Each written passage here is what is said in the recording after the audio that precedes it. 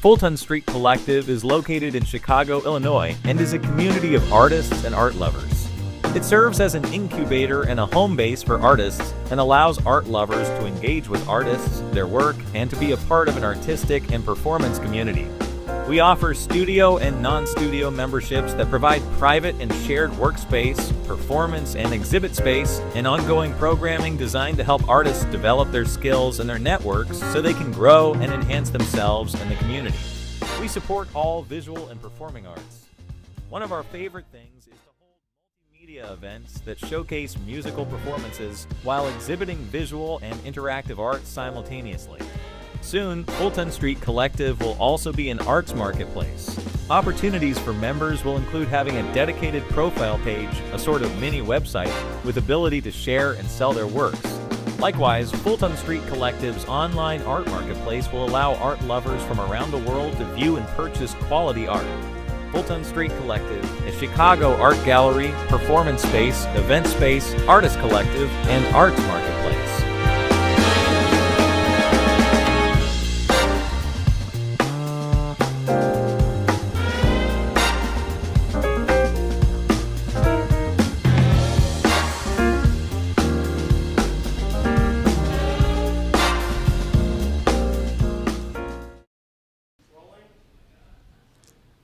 Trisha Calvarese, Colorado, marker.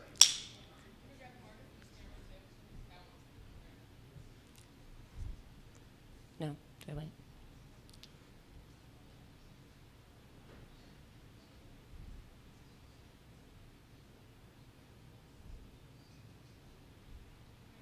Oh, I thought we were marking. No, we're not. Okay, all right. My name is Trisha Calvarese, and thanks to the help of everybody in this room, we're going to get rid of Lauren Boebert in Colorado's 4th Congressional District. My name is Italian. It's my father's last name, and I've never used his name for anything in my life, so the fact that that's unlocked the doors that brought me here today means the world to me. He's the reason I'm running. I grew up in Colorado on family values that I learned from my Italian father, like care, service to veterans, respect for our elders. So when my dad got sick and my mom got sick, I was lucky that I was able to drop everything and come home and provide end-of-life care. And you know, before he passed, Dad, even though, mio padre, as I called him actually, he was a lifelong Republican, but he told me, it's time for you to step up and run on the values that raised you, and that is exactly what I'm doing. And I'll tell you what, I got 4 extra years of life with my dad thanks to his union retiree benefits that covered a medication that extended his life. Out of pocket, it would have cost $119,000. Lauren Boebert voted to keep those prices high and out of reach for seniors, and we can't let that stand. So we have a ton of momentum. We have a poll that shows we can absolutely do this. We've raised $1.5 million, and we are going to keep the momentum going because we can absolutely restore leadership in Colorado to align with our values of care, of service. And that's exactly what my dad taught me, and it is an honor to carry that on. Thank you so much. We do it again, but that was okay. No, we do it again.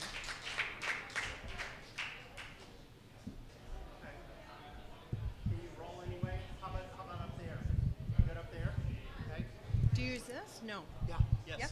Close to the mic. Oh. Okay. Ready? You got all kinds. Okay. Rolling. Okay. Are you rolling? Rolling. Rolling. Oh my. It's all over the place. And you're Representative Nikki Antonio. I'm senator. Senator. Forgive me, Senator. That's all right. Rolling 1, rolling 2, rolling 3. Senator Nikki Antonio, marker. I am very excited to be here with Win with Women. It's been wonderful for me to tap into my Italian roots. My family taught me the meaning of hard work and that you succeed with hard work.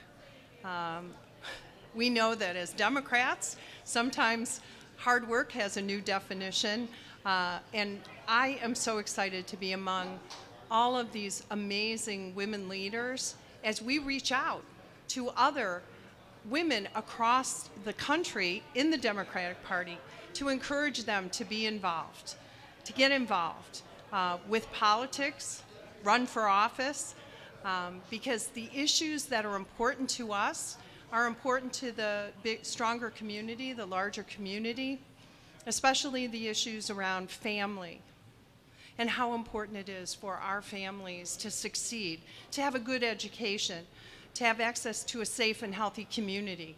All of those things we share together. They're what put us in front of politics to begin with. I know that was true for me and my family.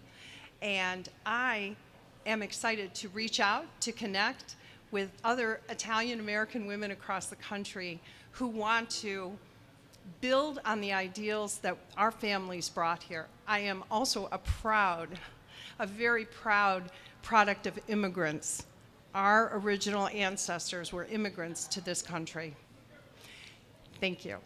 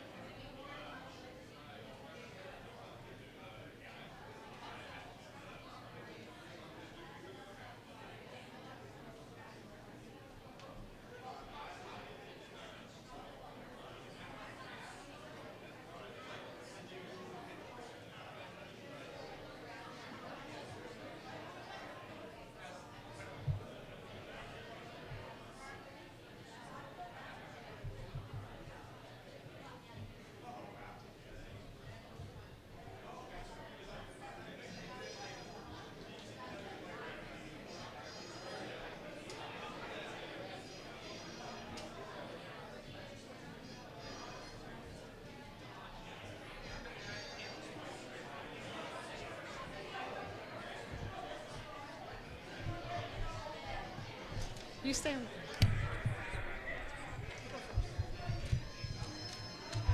got to turn the music on.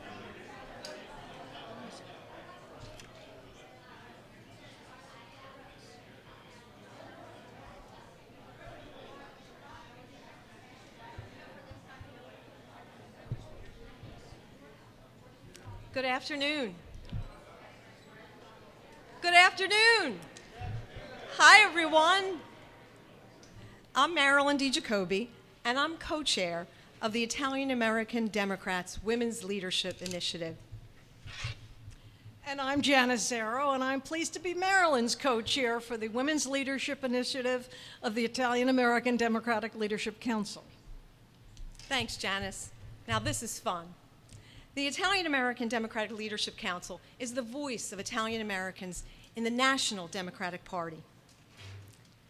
And our Women's Leadership Initiative is bringing women of shared heritage, of shared background, together to lift ourselves up even further in our party and in public service.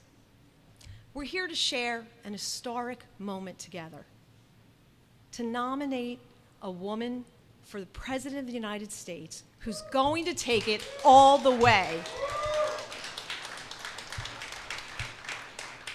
You know, as Italian Americans, family and community means everything to us, like it does to Kamala Harris. You know, not just for ourselves, not just for our own families, but for the larger community, our larger American community. Like you, I believe, you know, I was taught to talk about the issues around the kitchen table and to bring out what we cared about into our communities, to be strong, to be outspoken, and to make a difference so that our brothers and sisters that need help can live better lives, so that we can all have a better tomorrow. Thank you, Marilyn. As we gather here today, we celebrate and honor the Italian American women of the past. And we remember that there's a woman who was selected as Vice President of the United States on a Democratic ticket who was one of our own. So as we celebrate the future, let's honor the Honorable Geraldine Ferrara, who was the first to do that for the Italian Americans. And we are so pleased to have her daughter, Donna Zaccaro, to be one on our host committee. Let me share with you why the Women's Leadership Initiative was established. It was to create an educational and engagement experience for Italian American women to integrate and articulate their values and heritage as they seek public office and work within the Democratic Party. We seek, through the Women's Leadership Initiative, to encourage younger Italian American women to embrace their Italian American values within their policies and within their leadership. And finally, we sought to develop a network. You're all part of that network as we gather today. And I just might leave you with a thought. You know, this is very much for us a values election, and how important it is as Italian American women that we let our values and voices be heard as we elect this wonderful Democratic ticket. And now it's my pleasure to introduce the Vice Chair of the Italian American Democratic Leadership Council, of which the Women's Leadership Initiative is a part. And I've known him for years, and I am privileged to call him my friend and now my leader, John Covelli. Thank you. I literally am going to speak for 2 moments, but I found it was very important for me to be here today for many, many reasons. One is to honor my mother, who I care so deeply about, who was a Democrat and is a Democrat and shared those democratic values. For my father, who was also an immigrant from Calabria, someone who shared those values, was a member of the Transport Workers Union. And you think about, every one of us has stories like that, about our parents, our mothers, my grandmother, these people that were so important in our lives. And for me, the Women's Leadership Initiative, I'm kind of upset that she mentioned Geraldine Ferraro. One of my great honors was to get to know Geraldine Ferraro and to work with Geraldine Ferraro on various Italian-American boards, and to get to know the true person that she was, a true leader, a visionary, a pioneer. And 40 years ago, if we were here together, we would be celebrating that historic moment. And we're at that another moment, that historic moment. And what we're doing here is literally helping to build that next generation of leadership. And what's really important, I've been trying to figure it out, and I know there's a lot more intelligent people in the room than me that can figure it out. You've got Emily's list, you've got all these names, like Amelia's list, early money is like good for Italian Americans. Help me out. We need to create that for our leaders. There's people in this room here, Joe Salerno, Tricia Calvarese. There are some great Italian American candidates that need our help because they share our democratic values. And that's what we need right now. We need more Italians in the House. So with that, I want to say exactly, let's give that. We need more Italian Americans. We are the glue of this country. Let's not forget, we've shared that immigrant experience with so many. We've done incredibly well, but there's so much more to do. So that is why I'm still active with the Italian American Democrats. That's why I do whatever Jan Zara tells me to do. I am here because of Jan, because of Marilyn, because of people like Lisa that have given so much of themselves to put this together. We're going to win, and we're going to win together. Thank you very much.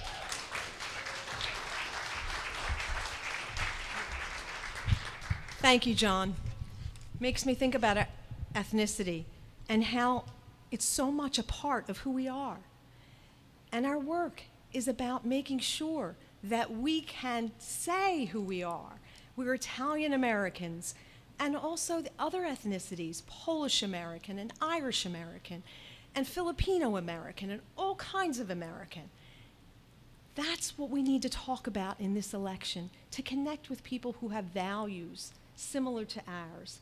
And those are the same values that Kamala Harris has.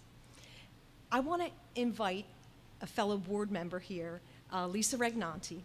She's going to share with us a special initiative that we have going that's all about showing the pride of being Italian American women as Democrats. Thank you, Marilyn. Well, hello, Italian American Democratic women and friends. We're all friends. Before I talk about this special pin that I'm wearing, can I just get a nod of heads? Did everybody who entered the building get a pin that looks like this? I see a nod. I see a nod. If you didn't get a pin, see one of us. We'll make sure that you have it. So let me tell you why this pin is so special. First, we're a little biased. The circle says Italian American Dems and the Women's Leadership Initiative. But underneath it are 3 important words. And it says, win with women. Now, that's a headline for this election, but why is it so important? I'll tell you, because when women vote, Democrats win. I'm going to say it again, because we got to say it. When women vote, Democrats win. Let's say it together. Ready?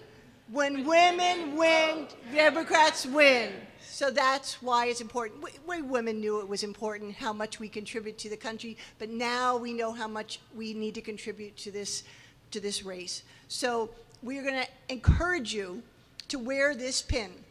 Wear it as a symbol of how excited you are about the Harris-Walz campaign. Use it as an opportunity on social media to talk about what's important in this campaign. Women's rights, reproductive rights, our status in the international community. Talk about what's important to you.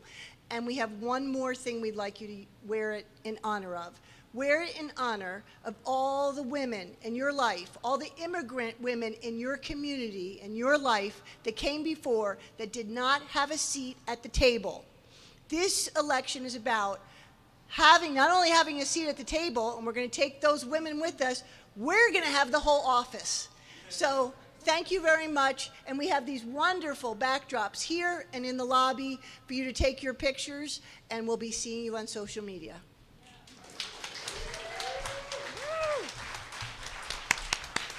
Thank you, Lisa. There are a lot of strong women in this room, a lot of brave women in this room who've done a lot of great work. But there's one woman in particular that I have the honor to introduce to you. I met this woman 30 years ago when I was a young staffer in the Clinton White House. And she was in her very first term of Congress.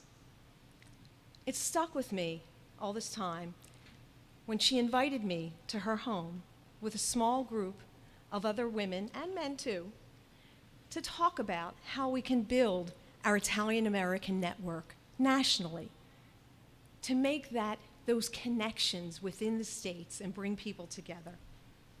And through the years also, to help us with this particular initiative to grow our women's network.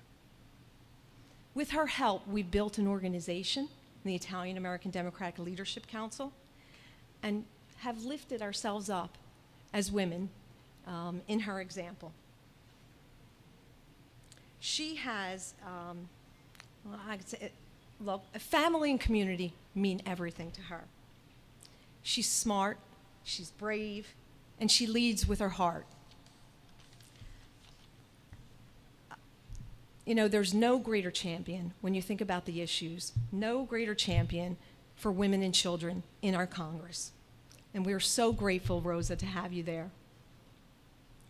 As chair of the Appropriations Committee, she's helped President Biden and Vice President Harris to make the largest ever public investment. This is something that I think we will look back on as being recognizing the Biden-Harris administration as the most productive in history. Rosa, thank you so much. Please come and speak to your friends. Congresswoman Rosa DeLauro. Thank you. Thank you so, so very much, Marilyn, and it's what an honor to be here. What a beautiful venue, I might add. Lordy, surrounded by all this wonderful artwork. And where's my friend who said, you know, when, I always say, you know, when women succeed, America succeeds. And when women vote, then Democrats win. But you should know about this at the moment in terms of the polling numbers, that we are in fact looking at the consolidation. Gentlemen, I apologize for this, but it's a consolidation of the women's vote, and it is moving, and it is moving to Kamala Harris and Tim Walz. And women are going to win this election for us. And if you don't mind, let me just take a second, if I can just tell a Geraldine Ferraro story. I was at the convention where she was nominated in San Francisco. And I got to tell you, as an Italian-American young woman, it was just one of the most exciting and most positive things that really had ever happened to me. I had it was a task in the Mondale Ferraro campaign. I was dispatched, I was working for Senator Dodd at the time, and I took a leave of absence to do the Mondale Ferraro campaign in New Jersey. Whoa, let me tell you, New Jersey, tough politics. Long and the short of it, Jerry came several times. And one of the last events she came to, if you're familiar with New Jersey and its produce, their tomatoes are wonderful. And so we presented her with a bag of really fresh tomatoes at the end of the evening. And she said, and I'll never forget this, I mean, I was a staff person, you know, and so forth. And she said, Rosa, I'm going to take them home, and you know what I'm going to do. I'm going to slice them with a little garlic, a little parsley, and some olive oil. Yes, she was such a trooper for all of us. And her last appearance in Hudson County, I'll never forget it. We were about 3 or 4 deep, and it was the last appearance of the campaign. And all of the Jersey pals were all in front and so forth. And as she was walking off the stage, she reached over to shake hands with every one of the staff people who were there. She got it, she understood, her heart was there, and so forth. What a remarkable, remarkable woman and role model for all of us. And so that's Jerry Ferraro. So you've given me an honor here to be a co-chair of this event, and I want to just say a thank you to inspirational leadership with Jan and with Marilyn. Thank you so very, very much. This event is very personal to me because it represents how far we have come as women and as a country, that we can have so many people here, so many excellent candidates in this room to support, and some of them you will meet shortly. So I would like to take a measure of the progress that we have made just to fix our sights on a few more of the goals that are close within reach. More than 90 years ago, my late mother, Louisa DeLauro, who was the longest serving member of the City Council in New Haven, Connecticut. She served 35 years on the board, and not just the longest serving woman, but the longest serving member of the board, and she still holds that title. And I just might add to you, she was an equal opportunity antagonist to every mayor of the city of New Haven. Didn't make any difference whether or not they were Democrat or Republican. But when I first ran for office 32 years ago, I found this quote. And my mom was always about having women being more engaged in politics and policies. And in 1933, she wrote this in a ward, a precinct newsletter. And this is what she said. And this is a quote. "It is not my intention to be critical. Rather, my motive in writing this article is to encourage the female members of this organization to take a more active part in its affairs. We are not living in the Middle Ages, when a woman's part in life was merely to serve her master in her home. But we have gradually taken our place in every phase of human endeavor, and even in the heretofore stronghold of the male sex politics. I have noticed that the girls, unlike the men, are timid in asserting themselves, and many a good idea is lost, having been suppressed by its creator. Come on, girls, let's make ourselves heard." In 1933, so one tough Italian-American woman. And sometimes people wonder where I get it from, you know, so, oh God, anyway. But looking out at the room today, you know, I believe that we are making my mother proud. When she wrote that letter, there were 8 women in the Congress, according to the Center for Women in Politics at Rutgers. Today, there are 150 women, and we are about to send the first woman to the Oval Office. We are about to do that. We're going to do that. And we know that we sent the first woman to be the Speaker of the House, Nancy Pelosi. You think about it. You know, and it's not just about the numbers of women when you elect women. It is about changing the agenda. That is what really changes. When I first arrived, only men were included in the clinical trials at the National Institutes of Health. They did all of the trials with regard to men. Women are physiologically different than men, and they were extrapolating that information to women. Well, and I might say that this was a bipartisan effort. We banded together, and we said no more. And it's just really almost just 30 years ago that women and minorities are now included in the clinical trials at the National Institutes of Health. That's a result of women being in the House of Representatives. And it's not just on the health issue. If you take a look at equal pay for equal work, men and women in the same job deserve the same pay. This was on the fringes in the past. It's now a part of our public discourse. Paid family and medical leave. How important it is for women today. It was proven in the pandemic. Women were forced out of the workforce. They were pushed out. They didn't opt out because they had to.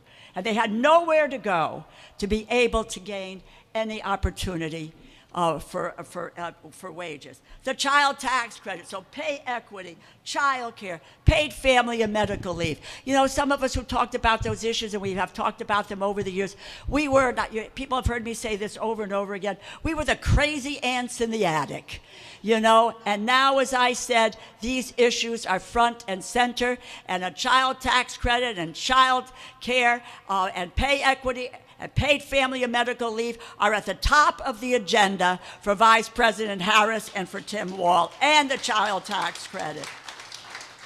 This is a funny piece of information.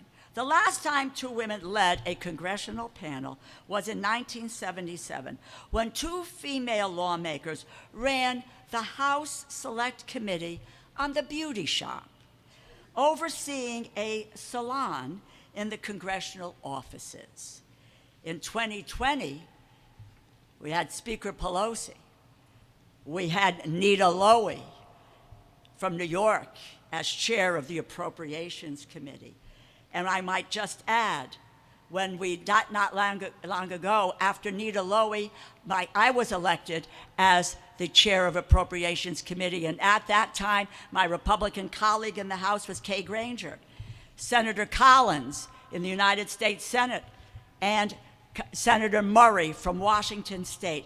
4 women as the leaders of the most powerful committee in the United States Congress, making the decisions about a $1.7 trillion budget. And you know, my friend who said about the table, when the press asked me, well, you have a seat at the table, I said, no, we are the table. We are the table. But I also, and I will just tell you, in the majority, when we were there, we had 6 women who were full committee chairs, 36 women subcommittee chairs, and we're going to get it back, and we are going to get it back. But it's not an easy road for women, not an easy road. We've had to fight at every step to demand our places in the rooms where the decisions are being made. Women in the Congress, I don't know if this is true, Tracy and Siobhan and Jane, who are here from Great Britain, they are parliamentarians in Great Britain. If this is true as well in your body, women have to work harder. Women have to work much harder. Not only do you answer the first question, you have to answer the second, third, the fourth, and fifth question. When you stand up, you need to know what you're talking about. They don't give you a second bite at the apple. They make a decision as to whether or not you are competent and qualified to be in the chamber. On the other hand, gentlemen, again, don't be offended, but some of the men in the House could drool on the floor of the House of Representatives, and no one would care. And no one would care. So I worked hard to earn the respect of my colleagues, and throughout my journey in elected office, this community has helped to sustain me. This is what our heritage is, what we were talking about. This is what our heritage gives us. It's our values. It's about hard work. It's about responsibility. It's about family. It's about faith. The values that we grew up with every single day, which we take wherever we go and whatever profession we deem possible for us. And particularly today, I bring those values to the United States House of Representatives. And throughout the years, the Italian American Democratic Leadership Council has been an essential forum.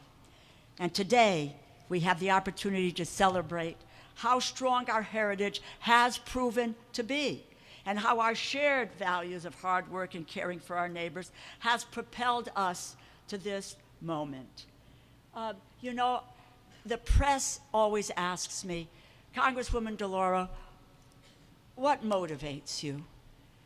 Why do you take up the issues that you take up? Why do you vote the way you do? And it's not because I have been blessed with spending 32 years in the House of Representatives. No, and I say very clearly, it is about being brought up in an Italian Catholic household in New Haven, Connecticut. That is what gives me the strength every day to continue the battle and to make that fight. But we have, is what the council is doing here, is to set the stage for that next generation of leaders. And that is what is the work of the Women's Leadership Initiative. That's what it's about. That's what Janice and Marilyn have helped to reach out, to bring women in of Italian heritage, get them involved in the party, and seek elected office. Today, we are seeing the fruits of that labor. I look out and seeing, and I've met some of the many inspiring, energized Italian-American women who are leading the way in the state houses, in local parties, and I want you to know, you're not just a part of the Democratic Party, you really are our future. I say that so honestly and sincerely to you. Your experiences, your perspectives will inform the decisions that we make for decades to come. Our future is in your hands, and it has never been more important for us to give you the support and the tools that you need to win. Some of you heard me say this last night, and I will say it again. I believe that America is at a turning point. We are. And the energy, the enthusiasm is so palpable out there today. It is infectious. And despite what the majority of the Republicans want to say to us, that the momentum can't carry on, the honeymoon can't continue, hell, it is going to continue. Right up until Election Day, you know, it's 78 days, but I worked for Chris Dodd, and he said, don't count the day you're in, and don't count Election Day. So we have 76 days to pull this off, because we are, in fact, going to elect the first woman president of the United States. That's what we are going to do. The difference in values could not be more clear. And the quote, I will quote this again today, which Kamala made last Friday. There's a choice in this election. Donald Trump plans to devastate the middle class, punish working people, and make the cost of living go up for millions of Americans.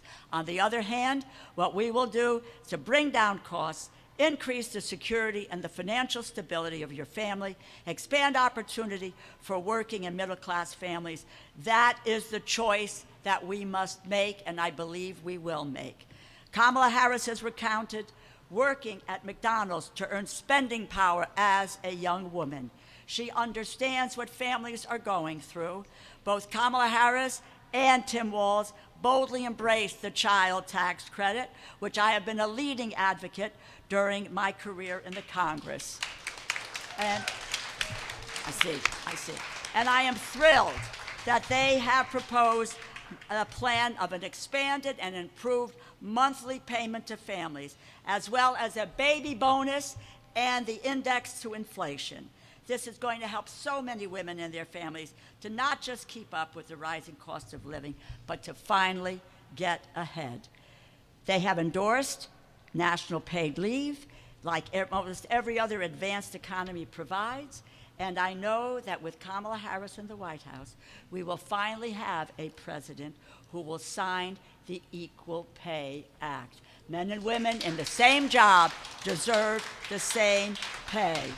And it is going to happen, my friends. So, look, we can't afford to hold back anything from the campaign for the presidency or for any other office on the ballot today.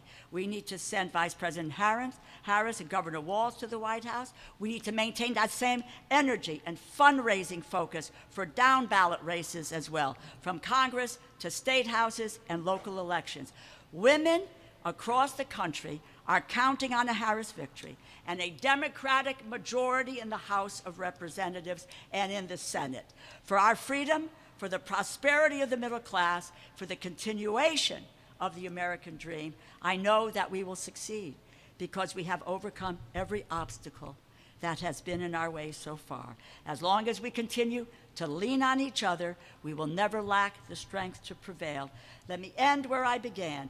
Come on, girls, let's make our voices heard, and Italian American women know how to make their voices heard. Thank you. Thank you. I see, and I have every step of the way in so many of the efforts that I mentioned here, we have had an unbelievable leader in the House of Representatives, and that is, I'm not going to talk about Speaker Emerita or this or that, you know, the Speaker of the House. Now, let me just tell you, she's got a book. Go out and buy her book, The Art of Politics. But Nancy Pelosi will be known as truly the most effective Speaker of the House of Representatives in the history of our country. Nancy Pelosi, come, please, come up. Come up, come.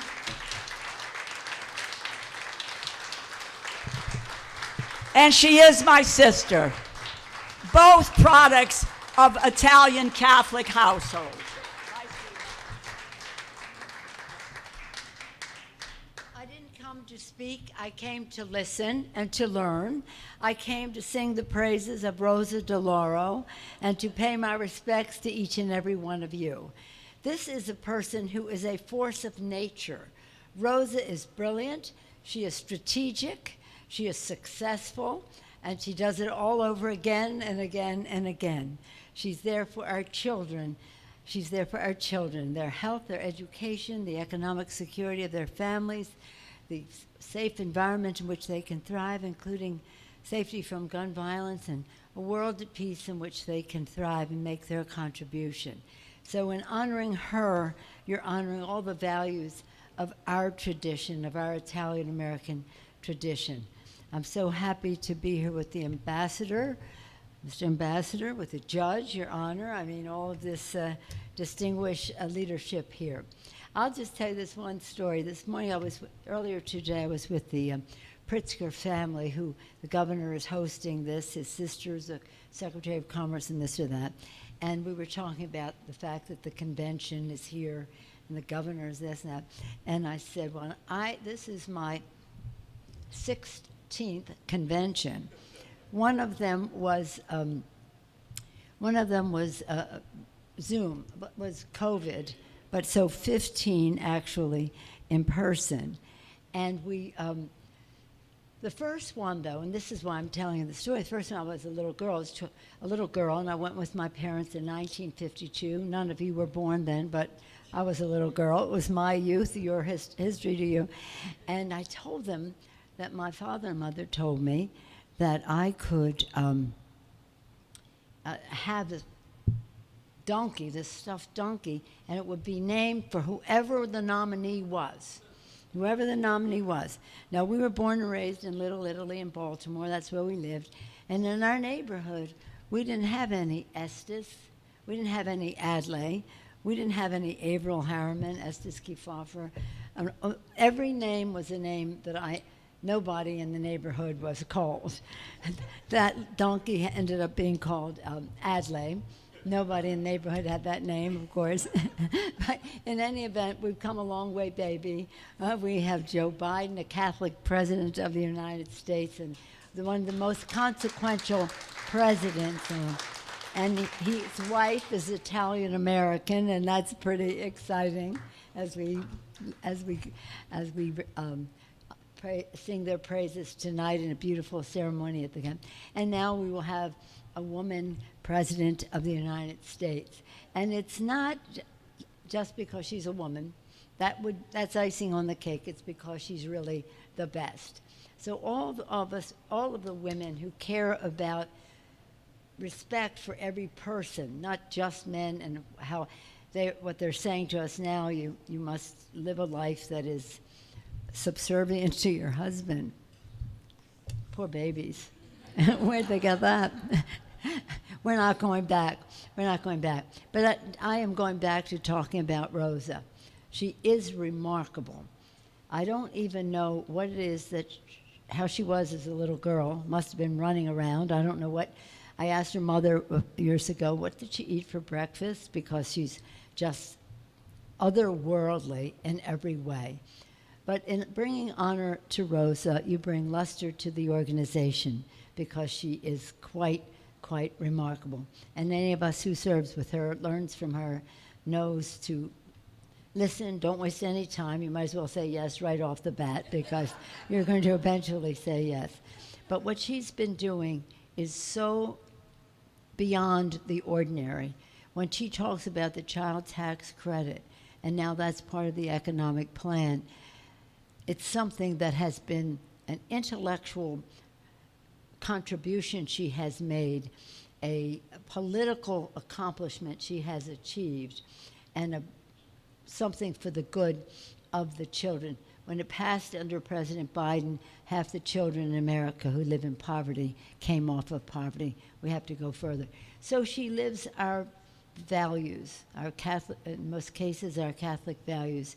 When I was hungry, you fed me. When I was homeless, you sheltered me. When I was in prison, you visited me. The list goes on and on. So thank you for honoring Rosa DeLauro. There's in the Bible it says, "Now let us praise great men. Let us praise a great woman, Rosa DeLauro." Thank you.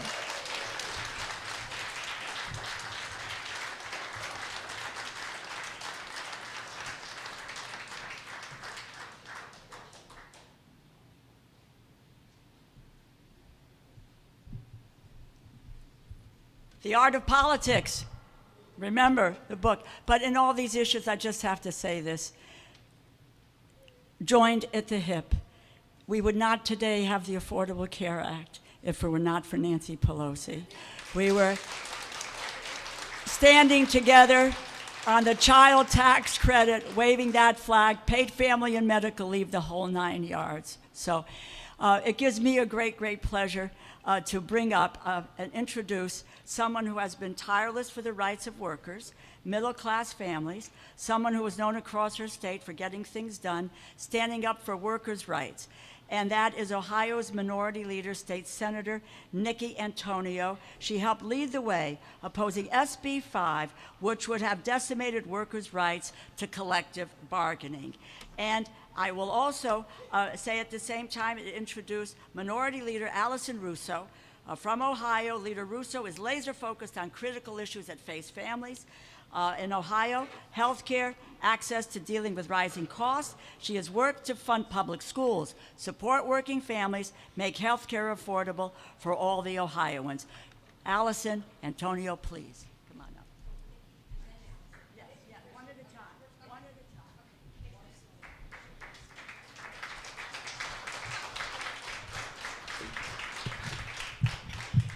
No pressure. So, thank you so much for the organizers for inviting me. I didn't know that in my life as a legislator that I would be in a room where I'd be asked to speak after Speaker Pelosi. So, it is a wonderful honor to be with you, Speaker, and all of you in this room. My Italian-American roots are something that I haven't often thought about over the years because you just kind of live your life, right? But I'm living proof, I realize that, of the American dream, the dream that brought my grandparents to this country. They wanted a better life. They were very young when they came to the United States. Like many of your parents and grandparents, I'm sure. They were the original immigrants to this country that we were proud of, that we are proud of, right? Yes? I am the proud product of immigrant grandparents. And we were taught the values that we share with many immigrant families. The value of hard work, to advance when you do that hard work, to be ethical and honorable, and to treat people like you want to be treated. Those were the things that my Italian-American family taught me. Now, I would have loved to have greeted you and speak to you in Italian, but my grandfather did not allow that in the household. He said, we're American, we speak American. And so, although every once in a while there was a cuss word that I learned as a child, but I wasn't allowed to repeat. My father was only 17 when he signed up to join the Army during World War II. He and my two uncles, we were a fortunate family. They went, they served their country, and they came back. We knew that we were a fortunate family. My father was proud of the fact that he only had a 10th grade education. He hoped for more for his children, and we all achieved that, but he was the smartest man I ever knew. He could figure out how to do anything. And I know that I carry that legacy forward. He was very proud of my work running for office. I was the first person to graduate from college, the first person to run for office. My father would wear the t-shirt. Now, my name is Nikki. My father's name is Nick. My grandfather's name was Nick. You see where we're going here? When my grandmother was making sauce in the kitchen and she said, Nikki, I need some help. About 10 men came in the room and me, right? I was the only female Nikki. But my father would wear the t-shirt, and when people would stop him and say, oh, are you running for office? Is that you? He would say, no, no, no, it's my daughter, which was awesome. That pride that my father had, not just in running for office, but in winning and in doing the work of public service, was the thing that I carry with me. Those are the values that we women carry with us as we do what's sometimes considered the impossible, right? I was told I couldn't run it. I could run, I couldn't be elected. There was a guy people had their eye on. He was the favored. We outworked him, and that was the difference. I love being underestimated. So for all the women who are thinking, maybe I could step up, maybe I could run for office, maybe I could do that job. I heard myself say that one day. I could do that job. Believe it, and don't let anyone tell you that you can't. It is a wonderful thing to be underestimated, because when they're not looking, you win. And that's what we need to do, over and over and over again. Because as it's been said before, when women lead, we win. When Democrats vote and women vote, we win. And women are especially, I know the men too, but women are especially excited right now at our opportunity to have a woman in the Oval, in the White House. And we know that it can happen. We know the strength and the courage and the determination that it takes to lead in a man's world, in a society that tells us, we've got people right now who are losing their minds, telling us that maybe we should, be in a kitchen. I have no idea what I do there.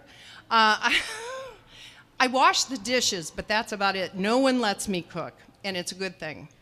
So we know women lead, we can win, we advance, we bring the important policies with us that we know are important in our lives and the lives of our children and our families and our future. And that's what we all have in common. So, to all the women leaders in the room, I offer my thanks and my gratitude for those who came before us, for those who led the way and are leading the way and encouraging us. I thank you so much. Our sisterhood is strong, and I believe we will win in November. Joy and future will triumph over hate and fear. My Italian sisters, stand up, be counted. Let's win this together. Thank you. And now my sister in the struggle in Ohio, we are minority leaders. I'm in the Senate, she is in the House. That's the other thing women a lot of times bring to the table, collaboration and cooperation. Allison Russo.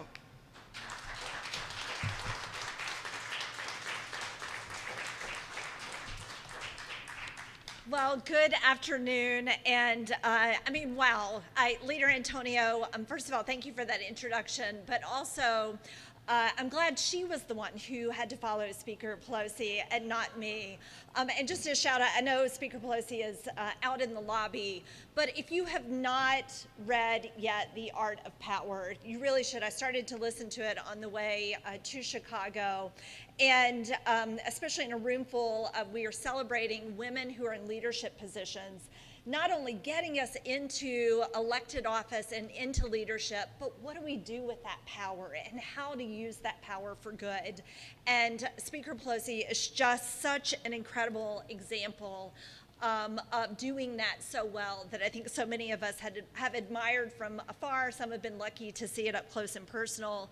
And I hope to carry out that legacy, I think all of us do, for many years to come. So first, I have a confession to make. I am Italian-American by marriage. So I want to be super clear about that. And I told the organizers that before I came here, but I'm Italian-American by marriage thanks to my husband and his incredible family. It's been my family for 24 years now. And I often say, you know, so much that I have learned from my Italian-American family, my adopted family, because they are my in-laws, and it is incredible to have Italian in-laws, let me just say that. But most of what I've learned about their heritage, our heritage, and the heritage that we are, of course, passing along to our children has been at the dinner table, and I think a lot of people can relate to this. First of all, it is the very true meaning of what it means to be family. Family always comes first, always. Sometimes even when we have busy schedules and they want you right there at dinner, especially on a Sunday. But also, no family meal is ever complete without a very lively debate about everything. Everything is up for debate. And everyone has an opinion about something during that debate. And then also, I think a lot of you can relate to this, absolutely no one at the dinner table, or really at any family function, ever uses an inside voice. And so it is loud, everyone has an opinion, there is always food, but also there is never a stranger. In the family. Everyone is welcome at the table, and that has been the case the entire time that I have been privileged to be a part of my adopted Italian-American family, because family does come first. And I will say that this has so strongly influenced me in my time in public service. I was one of those women who, I would say, back in 2016, engaged, but on the sidelines. And 2016 changed that for a lot of women. We saw many women in 2017 and 2018 step up for the very first time to get more involved in the political process, and most importantly, to run for office.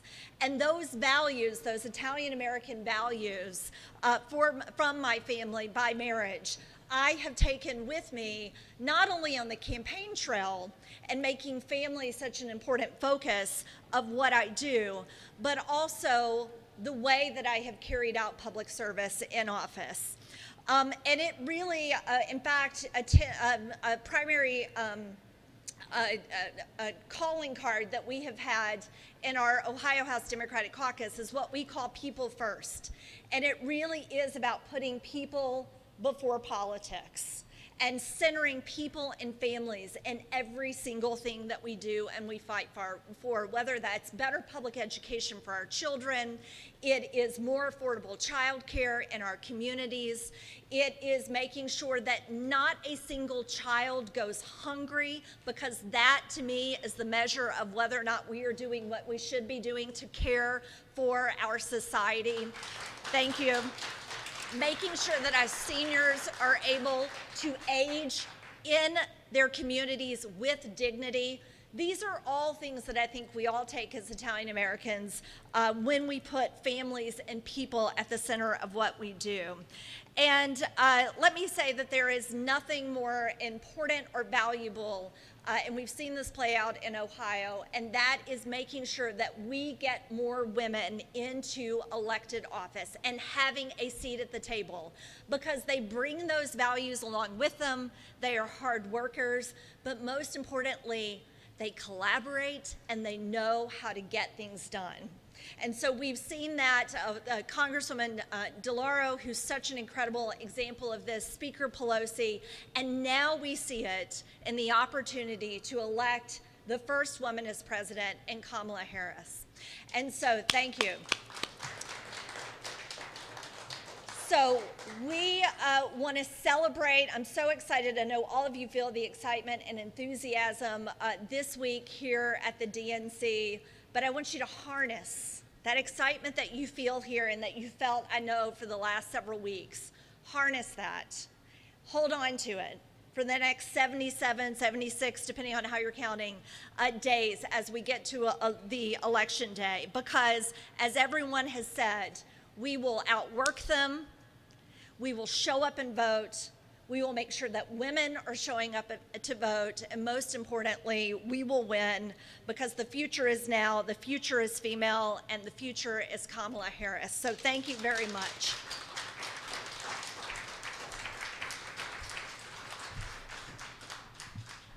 Thank you all. I want to bring up Maggie Lazar. Maggie, will you come up? Maggie is a great lawyer and is instrumental in our Women's Leadership Initiative, and she's going to share with you what we can all do about this election. Well, I don't know about you all, but I am feeling very inspired by current and past Italian American women Democratic leaders. I'm excited about the party's prospects going into the next election, and I'm motivated to put in the work between now and November to make sure that we elect the first woman president, take back the House, and maintain the Democratic majority in the Senate. IADLC and its Women's Leadership Initiative are working on several projects to organize Italian American Democrats who want to volunteer over the next few months.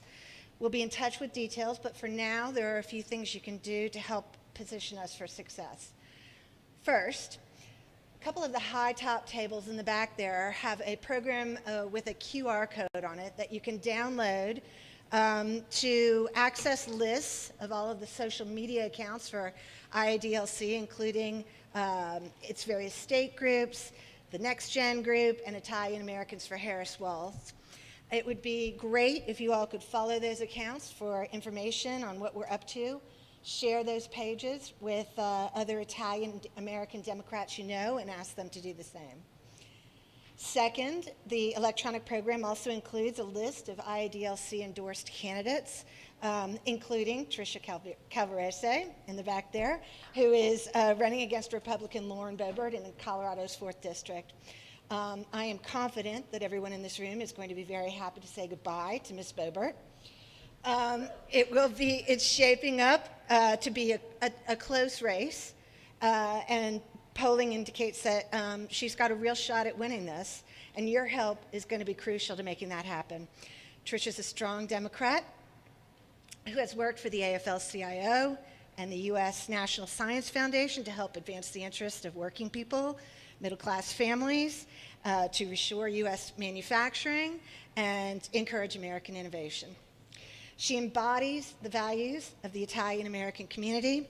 Please visit her campaign website and sign up to volunteer. You can help even if you don't live in Colorado. Finally, please consider making a donation to support IADLC's work during this election cycle. The PAC supports Italian American Democratic candidates for Congress and major statewide offices, and will conduct outreach to Italian American voters on behalf of the Harris Walls campaign. The electronic program again includes a QR code that links to our Act Blue page, and your support would be greatly appreciated. Thank you so much for coming today, and I hope you all have a wonderful week.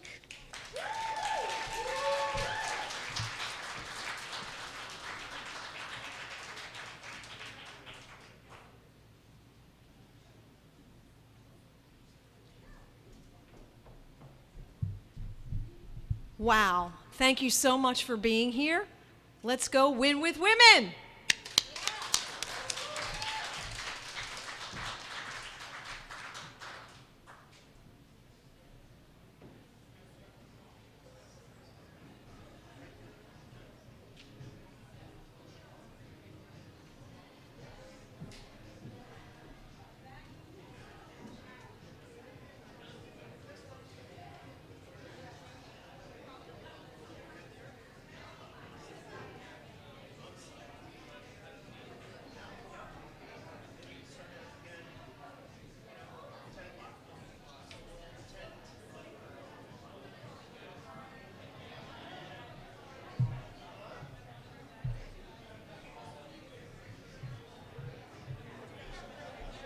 I think it was great. They really got a lot of footage in the beginning for videos. We did it. Come on.